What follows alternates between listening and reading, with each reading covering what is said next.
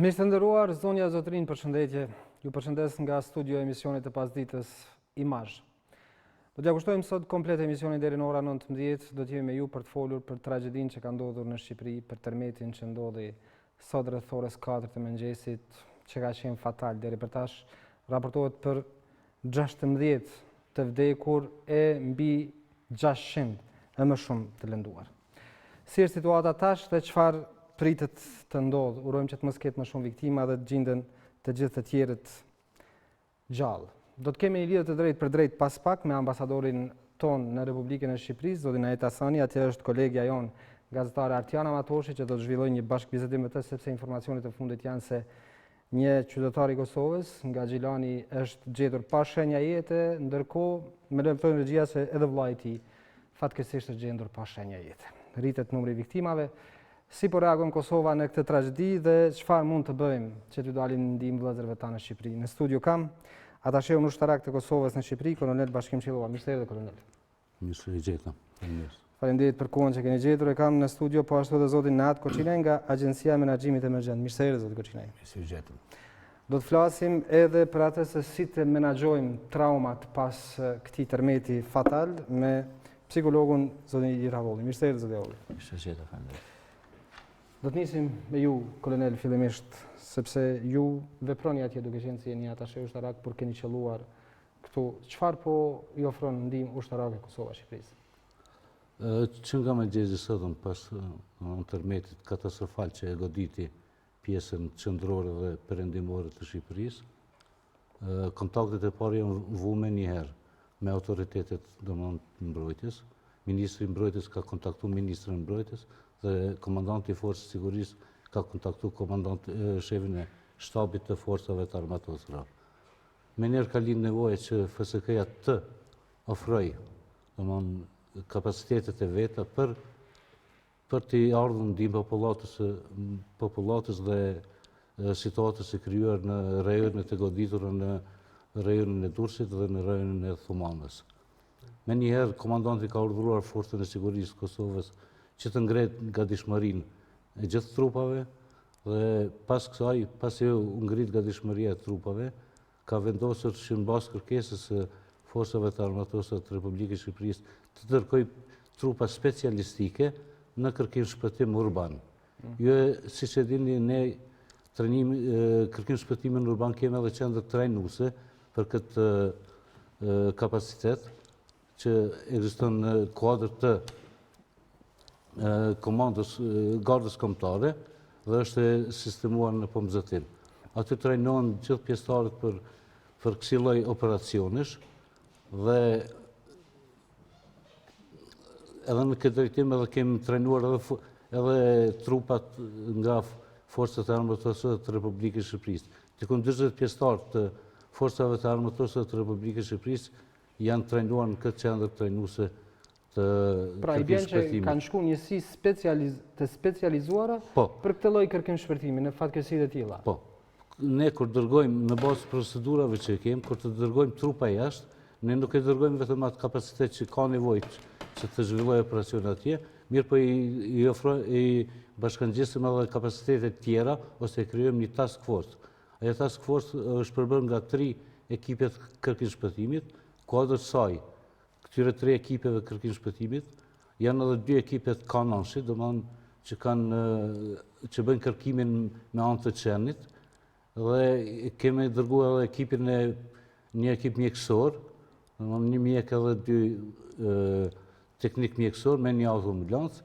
Gjithashtu ja kemi bashkangjitur edhe një ekip të komunikimit në mënyrë që ata të kenë komunikim të pandërprer prej vend incidentit deri në qendër këtu në forcën e sigurisë të Kosovës. Gjithashtu e kemi dërguar edhe një ekip të policisë forcës që të bëjë përcjelljen nga lokacionet, domethënë bazat këtu në Prishtinë, në Kosovë, deri në lokacionet atje ku ndodhen incidentet.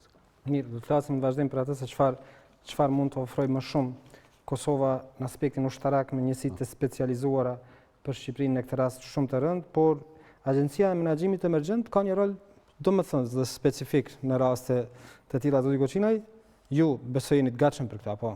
Patjetër.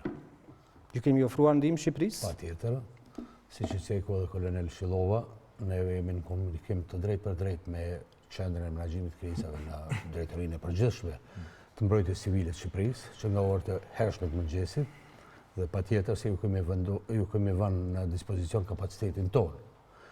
Në këtë rast krahasuar me Forcën e Sigurisë së Kosovës, e cila ka kriju kapacitetet specializuar në fushën e kërkim shpëtimit urban, edhe Agjencia e Menaxhimit Emergjent në kuadër të njësive profesionale të zjarfikjes dhe shpëtimit, që është komponent shumë domethënëse, por nuk ceket, edhe popullata nuk e din sepse gjithmonë thirrën në zjarfikje e kanë shumë domethënëse pjesën e shpëtimit. Shumë pjesëtarë prej tyre kanë të përfunduara trajnime, kurse dhe ushtrime, qoftë vendore dhe rajonale, dhe kanë ekspertizë për të ofruar kërkim shpëtim urban në raste si Tërmeti i Shqipërisë.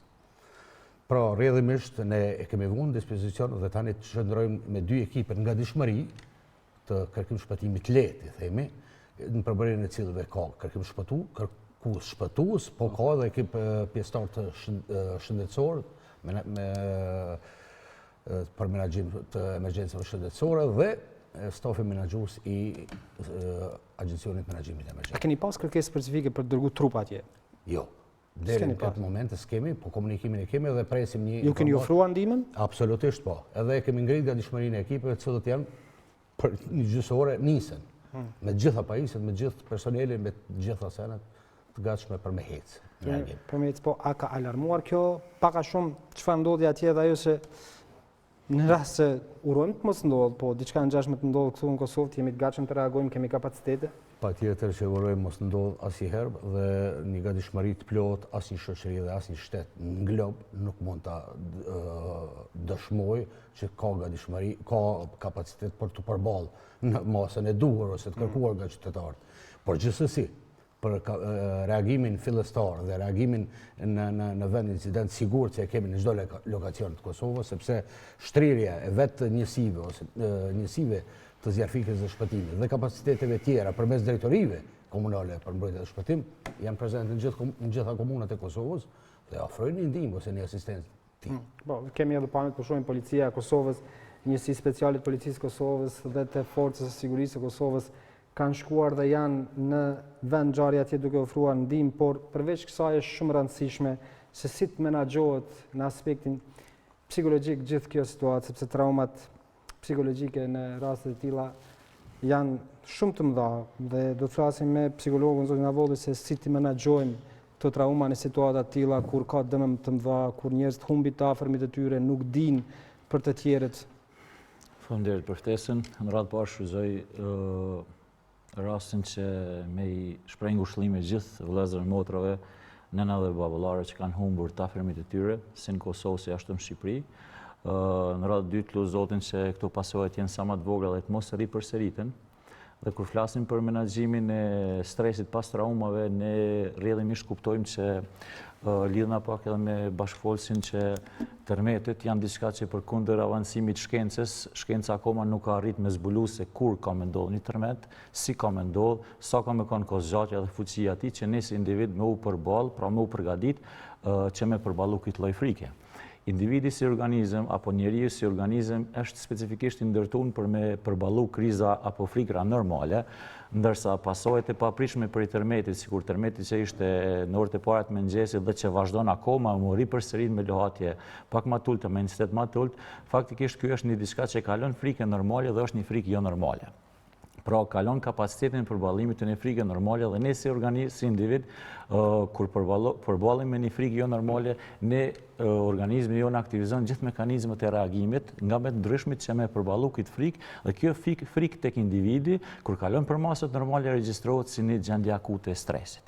Dhe nuk është shumë problematika se çfarë gjendje akute të stresit përjetojmë për momentin, por problematika qëndron te ajo se çfarë gjendje akute të stresit do të përjetojmë pas 4 javësh. Sepse fundja fundit tani jemi të përjetuar një gjendje akute të stresit.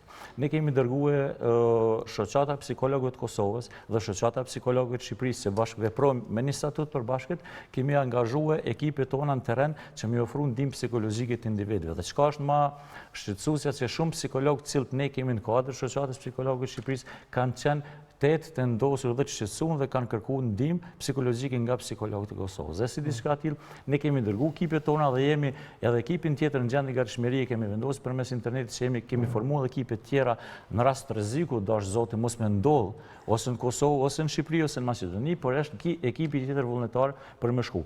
Por po du me potencu faktin se përjetimi i parë i mëngjesit e ka regjistruar një traumë tek njeriu, një stres. Pastaj, ripërjetimi këtyre skenave, dridhja her pas hershme, kjo traumë akute, veç është duke u ngrit, pra lakorja e përjetimit të stresit akut veç është ngrit. Kemi ngritur në panik? Kemi ngritur në panik, pra kemi ngritur në një shkallë paniku, e cila nëse brenda 4 javësh kjo shkalla e lartë e panikut nuk normalizohet, atëherë ka shumë rrezik që këta individ me përjetu gjendje akute të stresit post-traumatik, çka është me të vërtetë problematike dhe në momentin kur individi kalon gjendje akute të stresit post-traumatik, ata u prekin nga një çrregullim mendor. Dhe si diçka tillë, ata duhet me taku profesionistët e shëndetit mendor.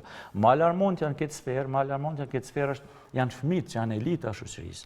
Sepse fundit neve si individ kemi përjetuar tërmetet të kaluarën, e dim që ato ndodhin në format natyrshme dhe si diçka tillë është e papërballueshme apo sujna me paraprim me parandalu. Por problematika kryesore qëndron se shumë fëmijë nuk e dinë akoma se çfarë është tërmeti. Prindërit tonë apo ne nuk ja kemi sqaruar aty nëse çfarë është tërmeti dhe ata përjetojnë forma nga më ndryshme dhe për shkak të fantazisë tyre të rritur ata tërmetin e regjistrojnë me imazhe vetë dëmtuese dhe regjistrojnë si traumë trurin e tyre, traumë e cila nëse nuk menaxhohet nga tani me kalimin e viteve ata kalojnë në çrregullime mendore. Si diçka tillë, prindërit në këtë rast kërkohet nga prindërit që të jenë qetë, që të jenë vigjilentë, që të mos krijojnë situata anksioze para fëmijëve, sepse nëse krijojnë situata anksioze para fëmijëve, atë fëmiu e përvetson atë në forma që ai din vet. Mirë, po këta njësitë të specializuara, po i themi të specializuara dhe kur po e themi këtë temë, i bie që ata janë të përgatitur edhe në aspektin psikologjik që mos binë prej ndjenjave në raste të tilla kur kërkohet ndihmë. Këta janë të përgatitur për këtë, nuk mund të bien në nivelin e qëndrueshmërisë mendore? Nëse flasim për psikolog, ne termin psikologin në kuptojmë që është një krijesë njerëzore. Dhe nëse individi me të vërtetë përjeton një tmerr tillë, po supozojna skena të llatashme siç po shohim në televizor, po supozojna vetvetiu në orën 4 mëngjesit, atëherë faktikisht ty të zën pa përgatitur. Ne tham se kjo është një mekanizëm që ne faktikisht është një situatë që neve na nxat pa përgatitur dhe ne nuk dimë se çfarë mekanizmash mbrojtës. Me kalimin e kohës faktikisht ta psikolog janë gjendje gatishmërie dhe këta janë të vepruar në terren. Por çka është më alarmantja, çka është alarmantja që ka akoma mungesë psikologëve. Dhe ne si diçka tillë kemi ngritur edhe një shtab, mund të them shtab emergjence, nuk është shtab emergjence, por gjendje gatishmërie të psikologëve dhe tek ne lajmëroi shumë psikologë nga Shqipëria, nga Kosova, nga Maqedonia, që janë të gatshëm me vepru. Ajo që duam të potencuar është që thjesht ne do të fëmijë me u fol, me u treguar, me përball me faktin se çka është tërmeti. Ne nuk bën fëmijët me ushqyer me atë që hin lexon në internet, sepse në internet lexon për tërmetin skena nga më të llatashme. Ne duhet me ushqyer fëmijët me bindjen se thjesht tërmeti është diçka pashmangshme, është diçka që ka më ndodhur, është diçka që thjesht duhet më ndodh sepse ka situatë më ndodh. Ne edhe në të kaluarën na kanë ushqyer me pralla dhe na kanë përgatitur se çka është dridhja e tokës. Ne nuk e kemi ditë definicionin tërmet, po kemi ditë çka është dridhja e tokës dhe e kemi prit që dikur kur dridhet toka, okay, e kemi ditë të thënien që thjesht toka po nxjerr diçka nga vetja. Andaj si diçka tillë, ne si psikolog ose psikolog në këtë rast kur përballen me gjëra të tilla, ata duhet me pas parasysh me ushtru teknikën e relaksimit frymorës apo teknikën e frymorës, e cila është teknika më e shpejtë që individit mundet me vendos në ekuilibër funksionimin fiziologjik. Mirë, po në raste të tilla që vazhdoj pastaj me këta. Në raste të tilla kur njeriu përjeton një shok, një tragjedi, humb të afërmin e vet, humb familjarin e vet, zhduket tjetri, sa është në gjendje që si qenje ta menaxhoj këtë situatë në këtë që po thoni ju? Faktikisht, thashë edhe në fillim, humbja familjarëve, shkatrimet mos janë gjëra që me të vërtet individin prekun e cenojnë në skajshmërinë e tina. Ndaj kur e cenojnë në skajshmërinë e tina, një këshillim psikologjik, një ofrim i trajtimit psikologjik është i domosdoshëm për këta individ. Dhe ne faktikisht ka dashur Zoti që në kuadër shoqatës psikologët të Kosovës dhe Shqipërisë kemi shumë individ që kanë kryer psikoterapi të ndryshme dhe këta individ tani janë terren duke menaxhuar situatën. Ani pse tham që ka akoma nevojë dhe ka shumë për dëshiruar sepse ka mungesë psikologëve. Kolonel, po besoj që njësitë e specializuara që kanë shkuar atje janë të përgatitur edhe për këtë aspektin psikologjik, me çfarë mund të përballen? Besoj po se vetë fakti që trajnon në atë drejtim janë të përgatitur deri në një masë të madhe. Qendra trajnuese e kërkim shpëtimit urban është një qendër që është në ngritje sipër. Në ngritje sipër kemi filluar më herët, kemi ngrit kapacitetet e para trajnuese, dhe besoj që kjo do të zhvillohet me qëllim që të ngritë një qendër në nivel regional. Ne deri tash kemi pasur edhe trajnime për pjesëtarët e zjarrfiksëve nga ANAE-ja, kemi pasur trajnime edhe përveç Shqipërisë, domethënë për pjesëtarët e forcave të armatosur të Maqedonisë së Veriut, të Malit të Zi, dhe besoj që kjo qendër trajnuese është duke zhvilluar në ato hapa që planifikojmë ne të zhvillojmë. Përvoja bën të vetën. Sigurisht. Është një diçka që është ashtu. Nuk është e para herë që njësitë e specializuara të FSK-s shkojnë për të ofruar ndihmë, për të ndihmë qoftë në Shqipëri, qoftë diku tjetër, mbaj mend vërshimet, Po kanë qenë 2010-2011. Po, duke qenë se po krijohet kjo përvoja, por jo në këto situata nuk do të donim. Kjo mund të jetë një avantazh? Po sigurisht është avantazh, është edhe përvojë për FSK-n përgjithësi edhe për pjesëtarët e FSK-s në veçantë. Është një përvojë mjaft e mirë, po faktikisht kjo është, si thojnë, fatkeqësi dhe na s'do të më burremi me atë se si po veprojmë. Po ne duhet të veprojmë, të jemi të gatshëm të veprojmë në çdo moment, çdo kohë me ato kapacitete që i kemi në dispozicion. Nuk janë tralla kohët e fundit, zoti Koçina, këto dritje toke që po ndodhin posaçërisht në Shqipëri, po në vitet e fundit kemi pasur edhe në Kosovë. Edhe juve si agencion ju ka rënë që goxha shumë të merreni me këto, po qoftë edhe me vërshime, me zjarre, me gjëra të tjera që do duhet të reagoni. Edhe kjo besoj ju ka pjekur, po them kushtimisht që të reagoni më profesionalisht në raste të tilla? Gjithsesi po. Duhet të theksoj ndoshta në të kaluarën e bashkëveprimit të AME-s ose Agjencionit Menaxhimit Emergjent me gjitha institucionet relevante të nivelit qendror dhe atij lokal, se ai bashkëveprim ka qenë i jashtëzakonshëm.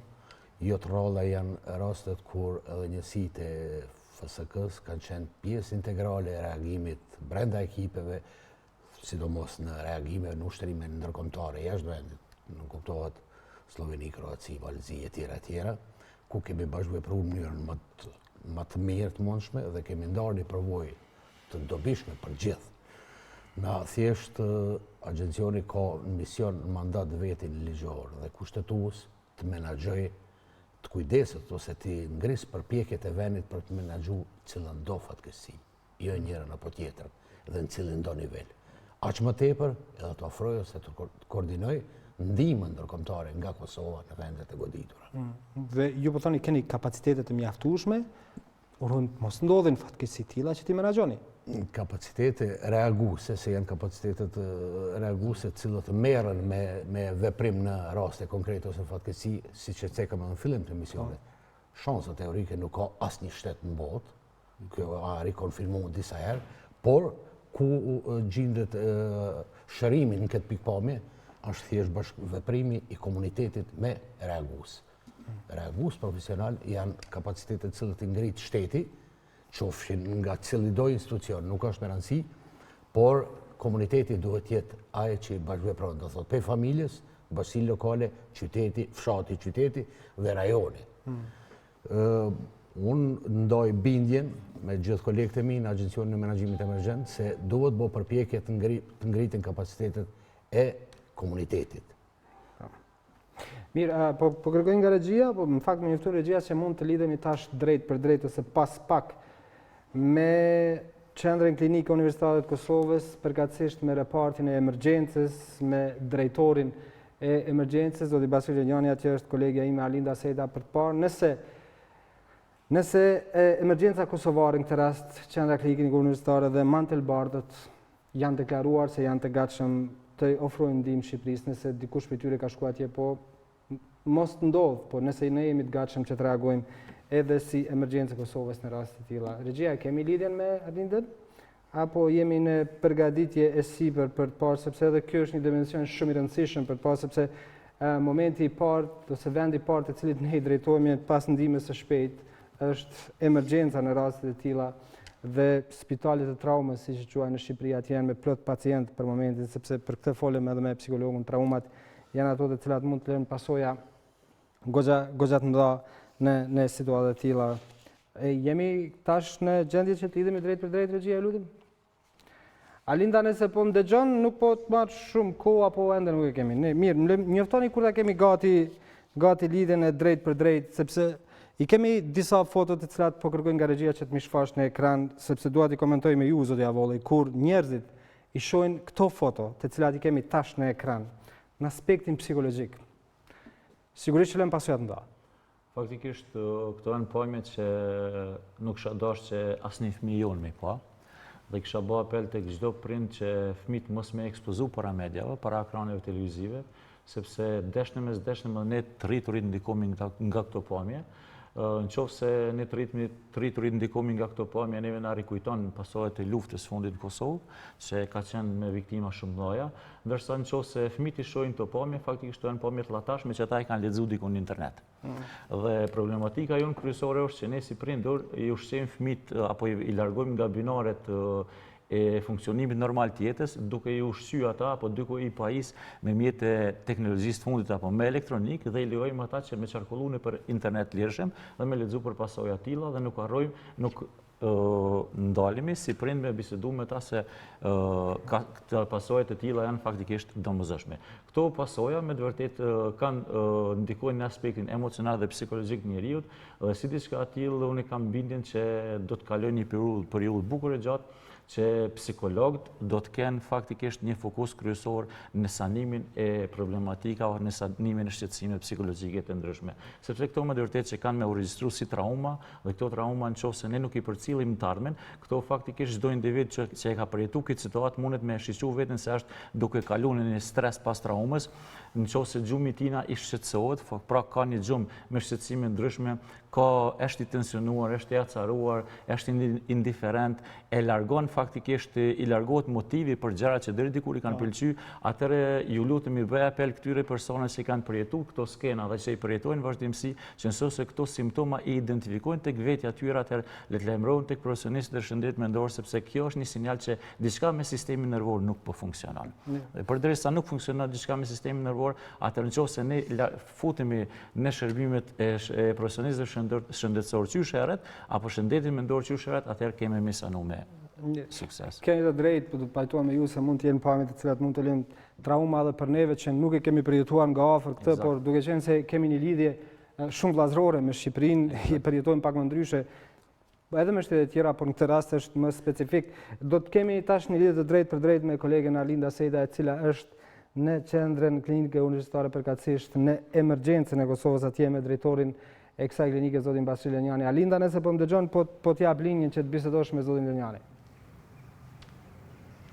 Po, përshëndetje për ty bashkim dhe për gjithë shikuesit që janë duke ndjekur emisionin Imazh. Ashtu siç e theun, ndodhem në qendrën klinike universitare, përkatësisht do të zhvilloj një bisedë me drejtorin e klinikës emergjente, doktor Basri Lenjanin. Përshëndetje, doktor. Përshëndetje. Faleminderit që keni gjetur kohën për tu prononcuar për shikuesit tanë, përkatësisht e dim sipas raportimeve në Shqipëri janë shënuar viktima, numri është rritur kohë pas kohe, realisht edhe gazetarët tonë po raportojnë nga atje, si pasojë e tërmeteve të shumta që kanë ndodhur që nga mëngjesi i hershëm. Do doja të di, të na njoftoni sa janë të gatshme qendrat emergjente për t'i dalë në ndihmë Shqipërisë në këto situata. Përshëndetje për reprezentuesin e programit Imazh, Vishaj, përshëndetje edhe për dëgjuesit e radio televizionit të Kosovës. Shërbimet emergjente në nivel të shërbimit spitalor klinik universitar, që nga orët e hershme të mëngjesit kanë treguar gatishmëri në qoftë se paraqitet kërkesa apo nevoja për të mbështetur shërbimet emergjente në Tiranë. Ne si klinikë emergjente kemi bërë të gjitha përgatitje si në aspektin profesional ashtu edhe në aspektin mjekësor, duke informuar kuadrin mjekësor në rast se paraqitet nevoja për të përgatitur ekipet mjekësore, dhe shumica e profesionistëve të kujdesit shëndetësor të klinikës emergjente gjatë tërë ditës kanë bërë telefonata të shumta, të cilët janë të gatshëm të shkojnë në qoftë se paraqitet nevoja. Në fillim ne kemi kontaktuar me shërbimet emergjente në Tiranë me doktor Skënder Brataj, drejtori i urgjencave mjekësore, me spitalin ushtarak, po ashtu edhe me spitalin e Durrësit. Ato kanë shpreh falënderimet për kujdesin edhe për mbështetjen që po japin qoftë në aspektin moral, po të paktën ne jemi të gatshëm, domethënë në çdo kohë nëse paraqitet nevoja për t'i ofruar kujdes emergjent mjekësor për gjithë ato të smur apo të lënduar të cilët kërkojnë ndihmë për shkak të tërmetit i cili ka ndodhur në orët e hershme të mëngjesit. Doktor, ju e thatë që jeni të gatshëm për t'u dalë në ndihmë shërbimeve mjekësore atje si me staf dhe me sigurime pajisje përcjellëse, por më intereson të dim një detaj mbasi jemi në këtë linjë të drejt për drejt, në raste të tilla zakonisht ndoshta kërkohet mbështetje edhe për të pasur gjak në rezervë. A keni mjaftueshëm apo do duhet qytetarët ndoshta të ndihmojnë në këtë aspekt? Këto veprime duhet të bashkërënditen në nivel të ministrive, nëse një shtet i cili nuk ka mundësi ta menaxhojë një situatë, ata janë të detyruar domethënë të kërkojnë nga shtetet fqinje. Po përmendi rastin e Gërdecit ku shumica e qytetarëve të cilët pa ftesë kanë ardhur në shërbimin e transfuzionit, të cilët kanë shprehë gatishmëri për të dhuruar gjak. Sa i përket tash nuk kemi ndonjë informat e cila është e nevojshme që për të informuar qytetarët, ato të cilët kanë dëshirë për të ndihmuar të lëndurët apo viktimat. Ne si zakonisht ekzistojnë rezervat shtesë, po ashtu edhe ekzistojnë edhe rezervat shtesë si në material shpenzues në bana, dhe ne si klinikë emergjente gjithmonë kemi deri në 15% të stoqeve rezervë, të cilat i ruajmë në rast të situatave të jashtëzakonshme. Ndërsa aktualisht stafi është i gatshëm në rast kërkese apo nevoje, apo jo, doktor? Ne po presimi domethënë nga nivelet më të larta të shtetit, nëse të paraqitet nevoja dhe kërkesa, atëherë ne do të jemi të gatshëm të fillojmë me njëherë ekipet shtesë për të ndihmuar shërbimet emergjente në Shqipëri. Dhe shpresojmë që nuk do të ketë nevojë dhe do të ketë sa më pak viktima dhe numër të lënduar, të cilët kanë nevojë për shërbime emergjente dhe përkundër kësaj, ekipet e shërbimeve emergjente janë 24 orë, 7 ditë në javë, dhe emergjencat mjekësore, sidomos katastrofat natyrore janë të paparashikuara.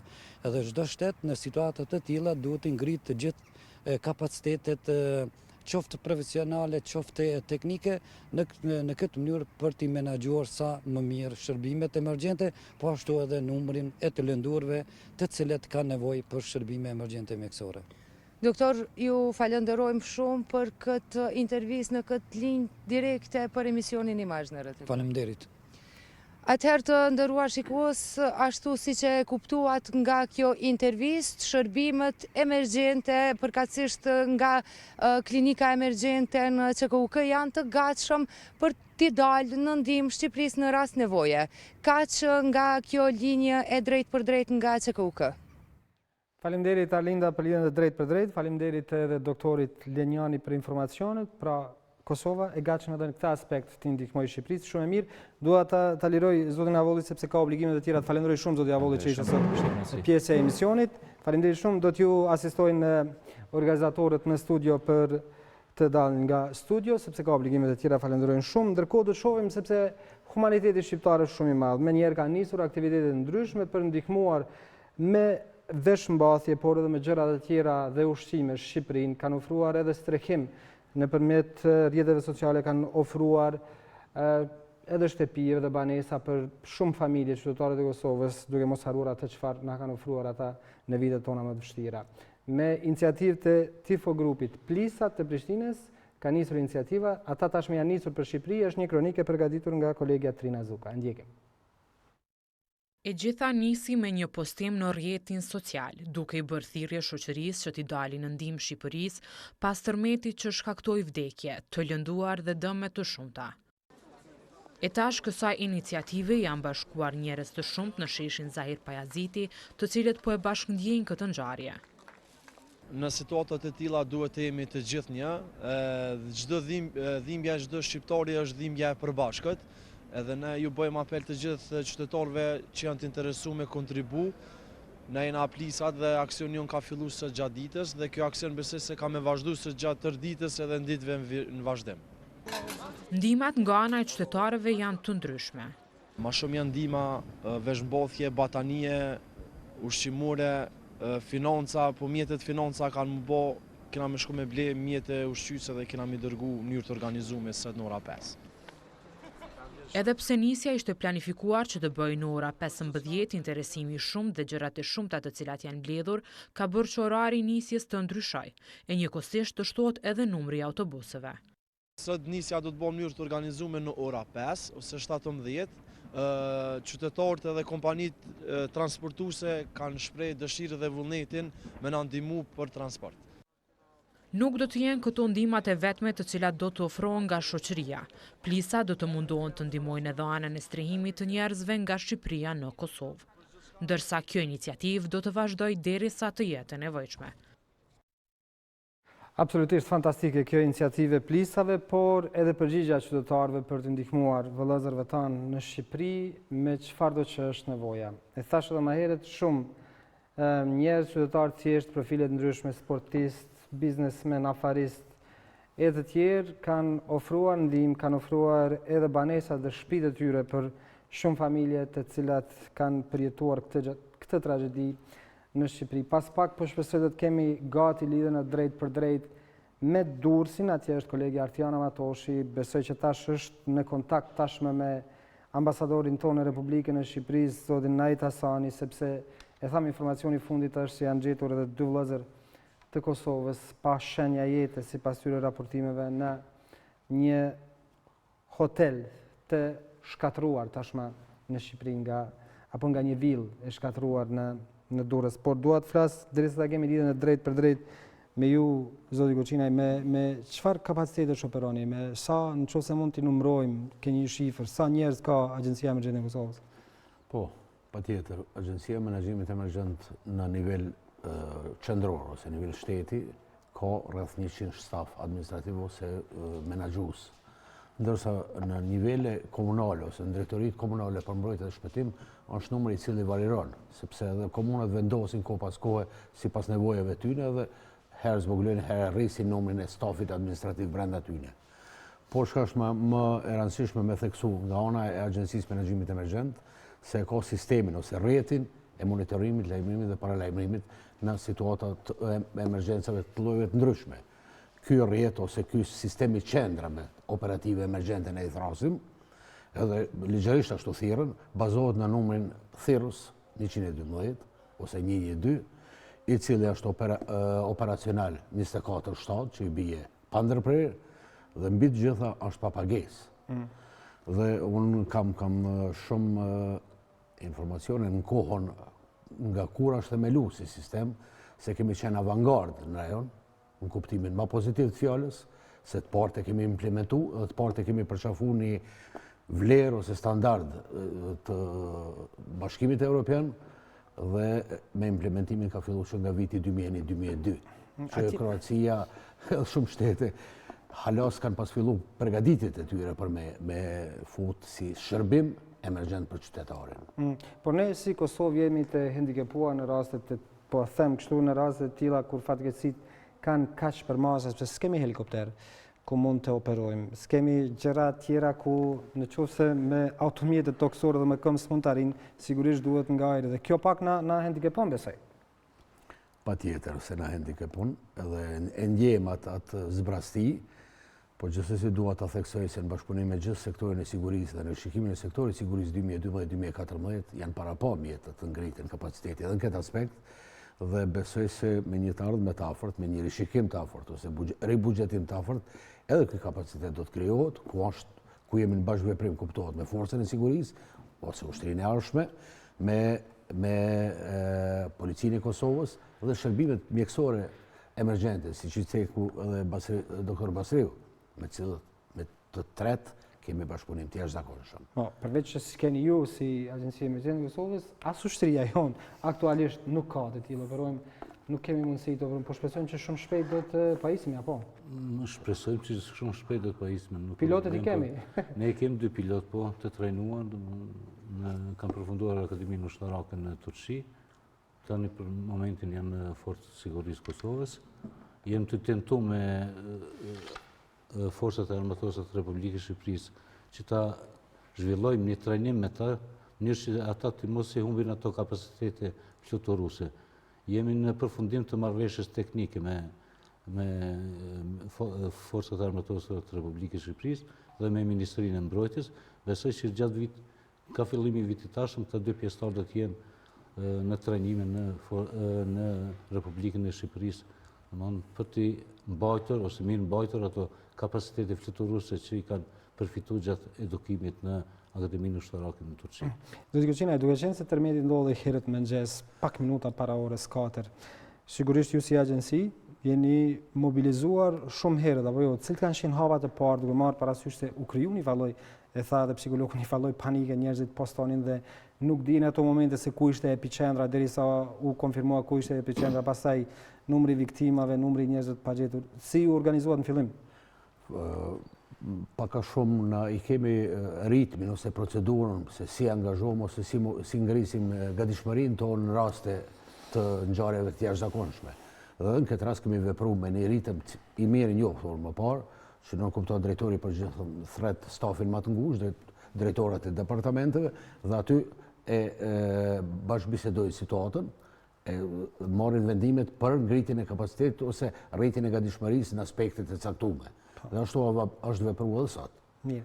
Shkojmë në Durrës, atje është kolegi Artjan Amatoshi, duke që ka qenë e pamundur që të bëj kontakt me ambasadorin Ajit Hasani për shkak të angazhimeve të tij që ka në këtë situatë. Artjan, nëse po më dëgjon, po t'jap linjen dhe po shpresoj që do të na japësh informacionet e fundit me situatën që po përballet Shqipëria atje.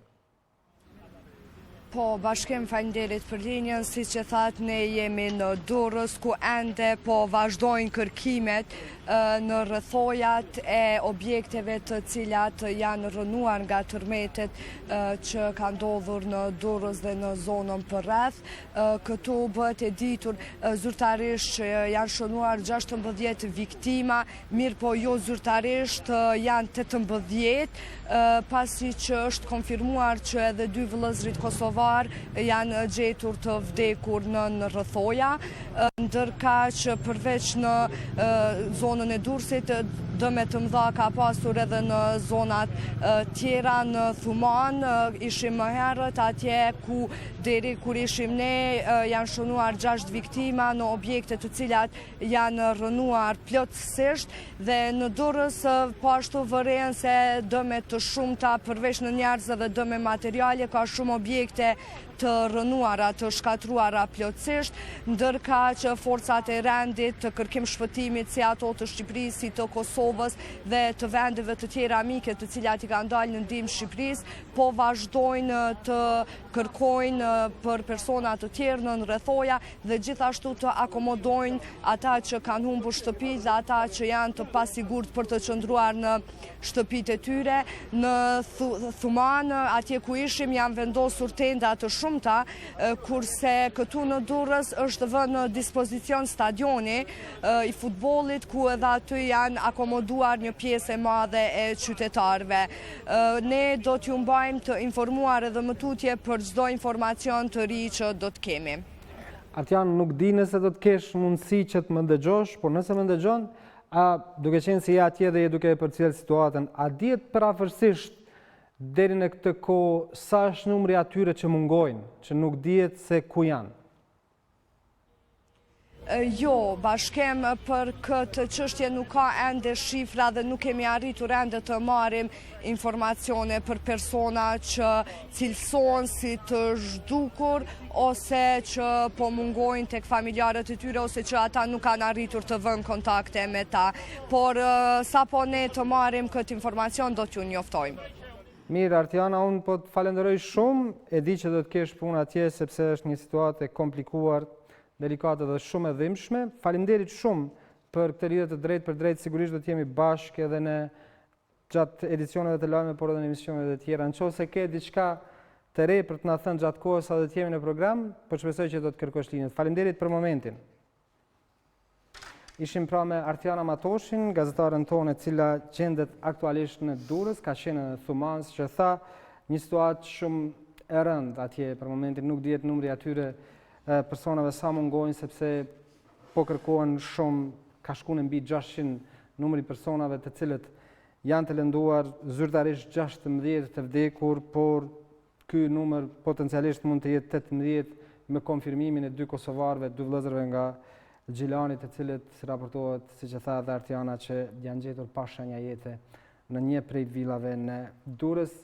Apo e kemi për momentin ambasadorin e Kosovës në Shqipëri, zotin Hasani Elietë, drejt për drejt. Përshëndetje, zoti Hasani. Përshëndetje dhe juve. Si është situata aktualisht atje? Besoj jeni më shumë i informuar duke qenë se një ambasador atje. Si e kemi situatën aktualisht në Shqipëri? Që nga mëngjesi jeni duke vërtet situatën kur ka ndodhur Tërmeti. Kemi përcjell nga fotografitë e para nga Tirana tani dhe nga Durrësi nga mëngjesi. Jemi në pikat ku janë shkatëruar objektet. Jemi duke përcjell me gjithë stafin e ambasadës gjendjen.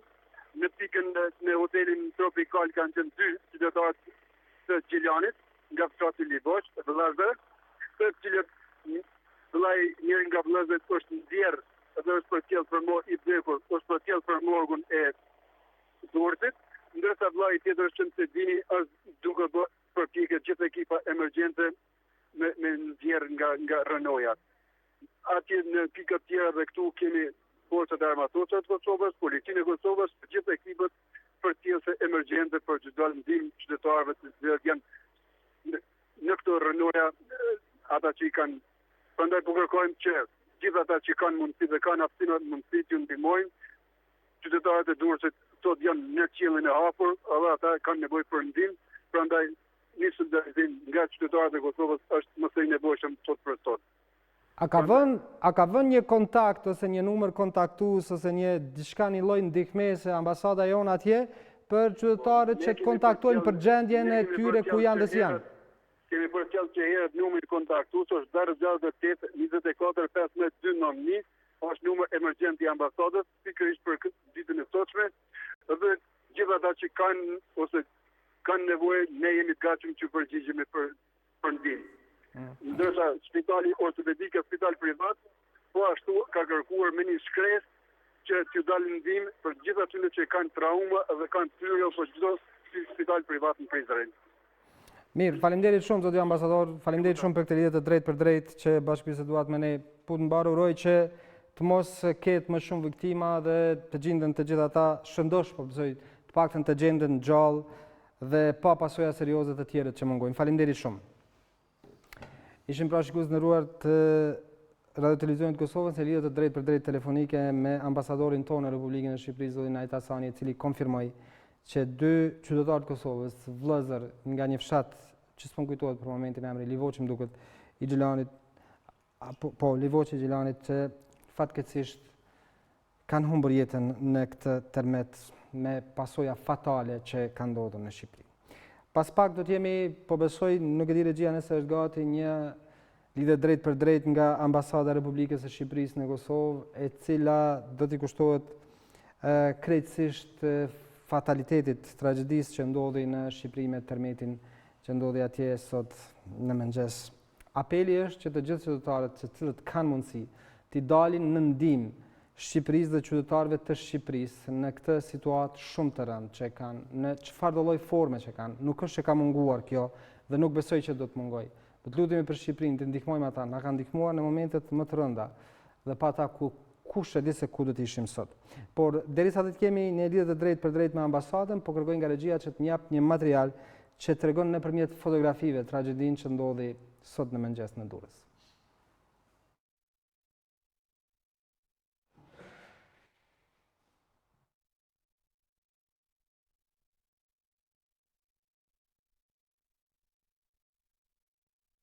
Jemi duke ndjekur pra fotografit që tregojnë atë çfarë ndodhi në tërmetin e mëngjesit para orës 4 të mëngjesit në Durrës, me të vërtet shkatërrues në pasoja fatale. Dhe kjo është një fotografi ku po bëhet përpjekje për të nxjerrë të mbijetuar ja dhe me çfarë mjetësh provohet, dhe ky shkatërrim është i përmasave shumë të mëdha. Të tilla urojmë që të mos ndodhin më dhe të mos shohim më. Nuk di sa është vështirë, po kërkoj edhe komentin e zotit Koçinaj këtu në këto në këto dëme kështu sa mund të veprohet dhe si mund të operohet? Gjithsesi, pamjet që të shfaqen në ekran në këtë radhë. Po kërkoj nga regjia që të na jap fotot vazhdimsi, po. Ku do qofshin ato, janë sikur se përshkroi mjeku më parë, neuropsikiatri, janë të rënda, si mund veprohet. Me siguri se në situata tilla shteti i cili pranon ndihmën nga shtetet fshinje, nga shoqëria, nga mekanizmat ndërkombëtar, detyrën më të vështirë ka. Kuptimi i asaj se pse më të vështirë, me i koordinu reagimin dhe asistencën me një paka shumë situatë kaotike, nuk është e lehtë. Prandaj ato menaxhues ose drejtues të situatës, ose vendeve të incidentit janë para sfidave të rënda. Mirë, sa mund të shpresoj njeriu që në këto rrënoja kështu mund të gjenden njerëz të gjallë. Nga përvoja e kaluar dhe nga tërmetet e ndryshme dhe fatkeqësitë ndryshme nëpër botë, ka ndodhur mrekulli që njerëzit nga ku nuk besohet fare të dalin gjallë. Po, sigurt ka ndodhur, do të ndodhë gjithmonë që do të shpëtojnë, sepse fati edhe në fatkeqësi ekziston, kuptohet, dhe shumë njerëz në vërtet, ndoshta fokusi do duhet përqendrohen në atë mënyrën e reagimit. Të gjitha ekipeve të cilët reagojnë, në mënyrën e koordinuar të reagimit dhe në mënyrën e drejtë ose të padame, të reagimit padame, sepse edhe në reagim mund të ndodhin dame padashje, kuptohet. Dhe regjia më ndihmon fatkeqësisht thotë që ka shkuar në 20 numrit të vdekur.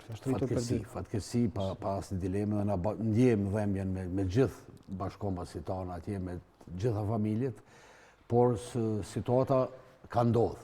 Tani duhet bon reagimin sa më të shpejt dhe sa më të duhur në kuptimin e nxjerrjes shpëtimit jetës. Edhe njerë pra, fatkeqësisht lajm që nuk do të doja ta jepja është që ka shkuar në 20 numri i njerëzve që kanë humbur jetën nga tërmeti fatal që ndodhi mëngjesin e sotëm në Shqipëri me epicentër Durrësin dhe Thumanën, një tërmet që ka shkaktuar dridhje të jashtëzakonshme edhe në Prishtinë, por edhe në rajon.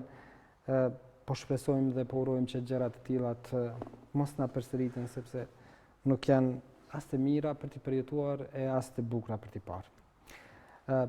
Këto janë pamje të drejtë për drejta që i marrim nga televizioni shqiptar dhe janë njësi të ndryshme të kërkim shpëtimit, qofshin zjarr fikës, qofshin pjesëtarë të policisë dhe të tjerë. Dhe tashma që ka nisur të bjerë nata të bëhet tërë, do të vështirësohet kërkimi, zoti Koçinaj, tash?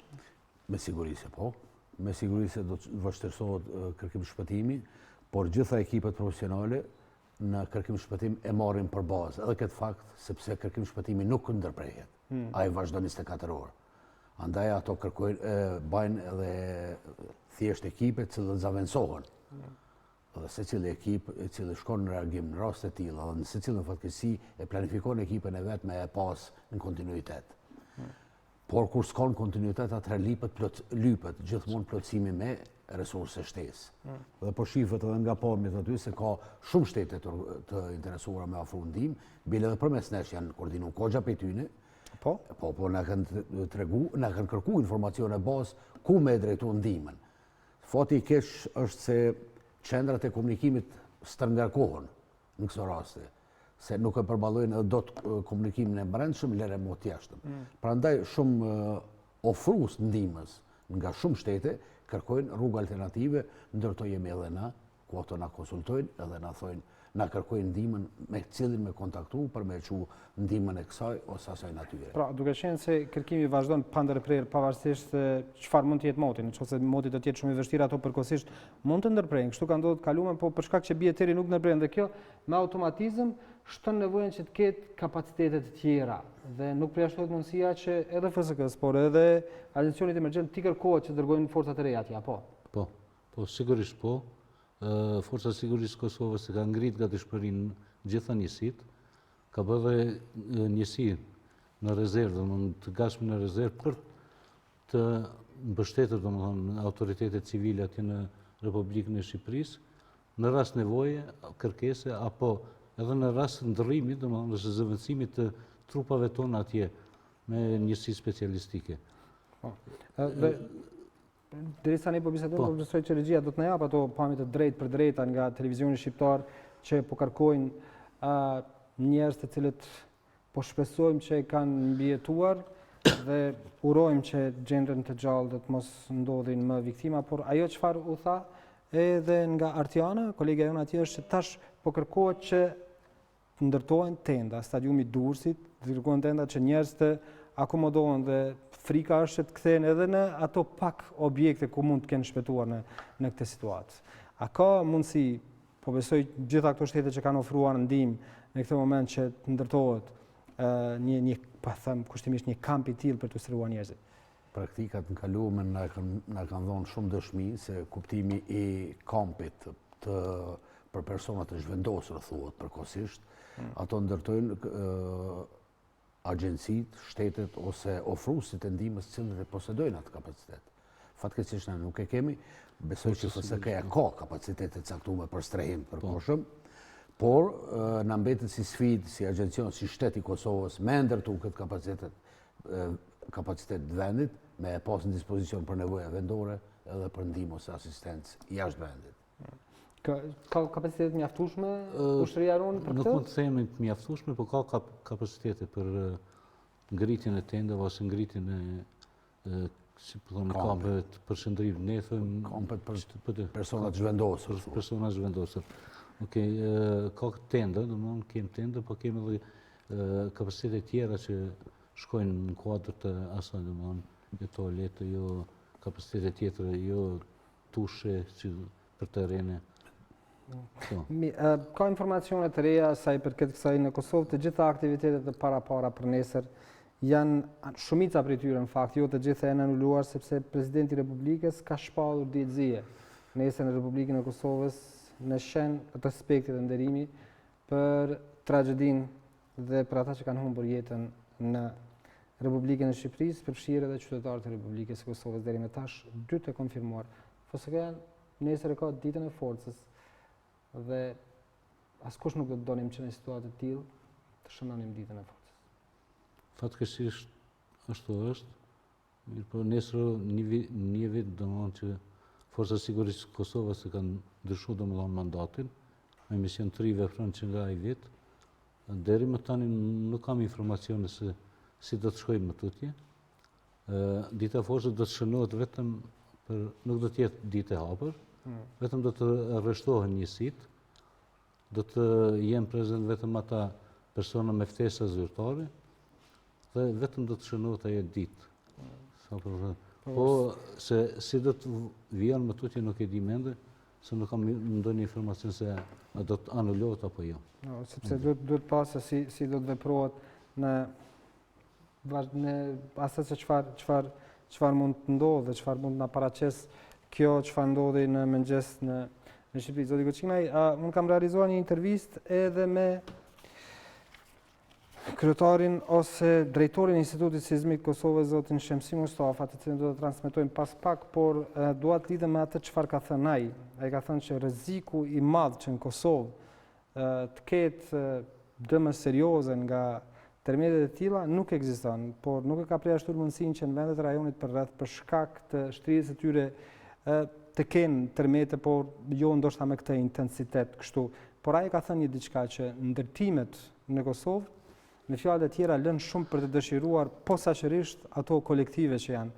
Nuk di sa hyn në domenin tuaj këto, por besoj keni një vlerësim për këtë, një gjykim për këtë. Patjetër, edhe për këtë kemi, sepse siç e thënë në fillim të emisionit, Agjencioni i Menaxhimit Emergjent trajton emergjencën nga faza e parandalimit deri në fazën e rimëkëmbjes.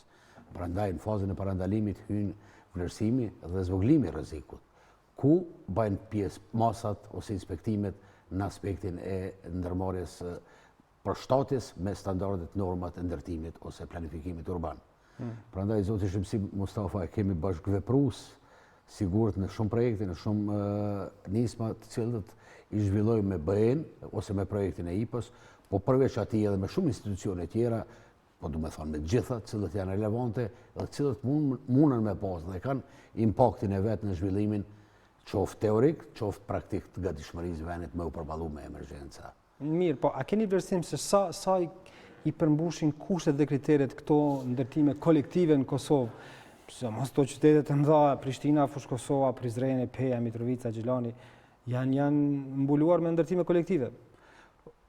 Si pas njohurive tona deri më sot, e dim se periudha e ndërtimit deri në viteve, të themi në viteve 99-2000, është të respektu një standard dhe janë ndërtu me një standard i cili e ka morë parasysh dhe në konsiderat risku seizmik, që në kupton në bazë disa dhonave. Prej kolegëve e di që deri në 8.5 janë pregadit ndërtesat me i përballu forcës goditjes nga tërmetet.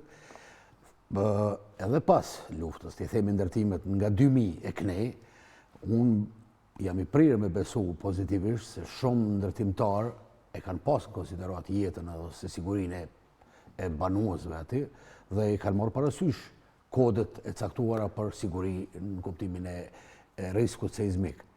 Por, në vazhdimësi e bajmë për mes mekanizmit tonë në drejtoritë komunale, e bëjmë inspektimin ose para pëlqimin në kuptimin e fazës projektuese të ndërtesave ose ndërtimeve. Që i bjenjë në letër, i plotësojnë? Nuk i bje një letër, nuk kam vetëm një letër, por në atë letër, ajo letra nuk kupton që në projektin kryesor se cilin ndërtimtar i cili aplikon do t'i parashtroj ose t'i jap dëshmit cilat masa i ka parapon projekt. Një fazë kritike është, si mas mendes, si pas bindjes time, kur pranohen objektet, kur bëhen me u dhonë banorëve në përdorim, është çështje e cila duhet me u kushtu një kujdes i veçantë, sidomos në këtë periudhën e fundit. Mirë, unë po ju falenderoj shumë të dyve që ishit dhe ndatë të gjitha këto informacione me ne, por shpresoj që përfundoj me kaq kjo tragjedi që ndodhi në Shqipëri, të gjendën ata që mungojnë, të lënduarve shërim sa më të shpejt, ngushëllimet e gjithë atyre që kanë humbur të afërmit të tyre. Urojmë që mos ketë më viktima. Zoti Shllova, faleminderit shumë. Faleminderit për ftesën. Ju uroj punë të mbarë në Shqipëri. Zoti Koçinë, faleminderit edhe juve shumë. Faleminderit për ju. Shikues nderuar, kishim paraparë që të kemi një lidhje të drejtë për drejtë me ambasadën e Republikës së Shqipërisë këtu në Kosovë, që do të mbante një aktivitet për këtë çështje. Nuk di nëse është gati apo ka vonesa kjo nisja e këtij aktiviteti, por derisa ky aktivitet të nis, ju ftoj që të ndjekim bashkë një intervistë të realizuar pak më herët me zotin Shemsi Mustafa, drejtori i Institutit Sismik Kosovës, i cili jep sqarime adekuate për atë se çfarë ndodhi, sa jemi të rrezikuar, dhe përgjigjja që jepet dhe që është shumë e rëndësishme është nëse e kemi kaluar rrezikun që të përballemi me fatalitete të tilla nga dridhet e tokës. Vetëm pas pak do të jetë intervista me të. Qëndrojmë me ne.